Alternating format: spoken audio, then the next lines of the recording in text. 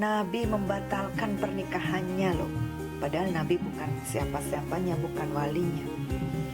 Nabi membatalkan pernikahan, perjodohan Khansa binti Khidam ketika dinikahkan dengan laki-laki pilihan bapaknya yang dia tidak suka, dan yang dijodohkan boleh menolaknya.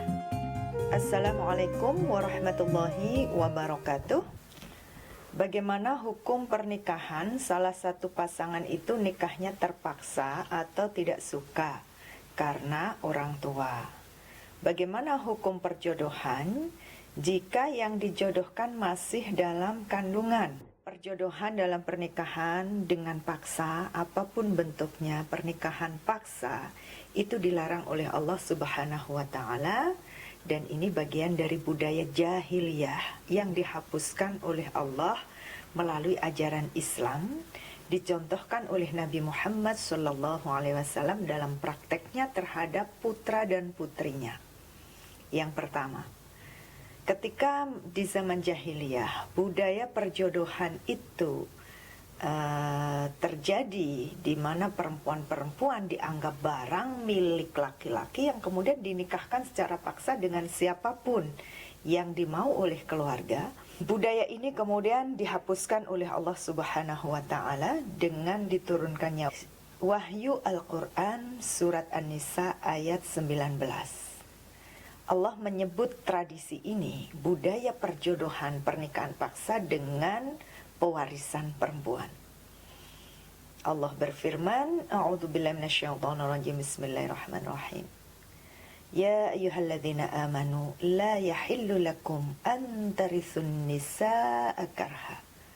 Hai orang beriman, tidak halal bagimu menikahkan perempuan secara paksa. Nah, ini apalagi masih dalam kandungan. Ya, jadi gimana? Nabi mencontohkannya dalam kehidupan sehari-hari terhadap putrinya Fatimah misalnya.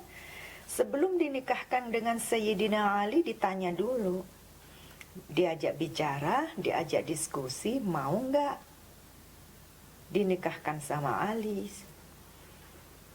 Begitu si Fatimah radhiyallahu anha menerima pendapat ayahnya Nabi kita Muhammad SAW, baru Nabi menerima Ali bin Abi Thalib untuk menikahi putrinya. Bahkan Nabi pernah melakukan pembatalan pernikahan terhadap seorang perempuan bernama Khansa binti Khidam karena dia dinikahkan secara paksa, sedangkan dia tidak menyukai laki-laki pilihan ayahnya itu. Apa yang dilakukan Nabi? Nabi membatalkan pernikahannya loh. Padahal Nabi bukan siapa-siapanya, bukan walinya. Nabi membatalkan pernikahan, perjodohan Khansa binti Khidam ketika dinikahkan dengan laki-laki pilihan bapaknya yang dia tidak suka. Dan Nabi berpesan kepada kaum muslimin, kalian kalau punya anak perempuan, sebelum menikahkan, tanya dulu apakah mereka mau atau enggak. Kalau mereka diam, diamnya itu boleh jadi adalah na'am, hiya.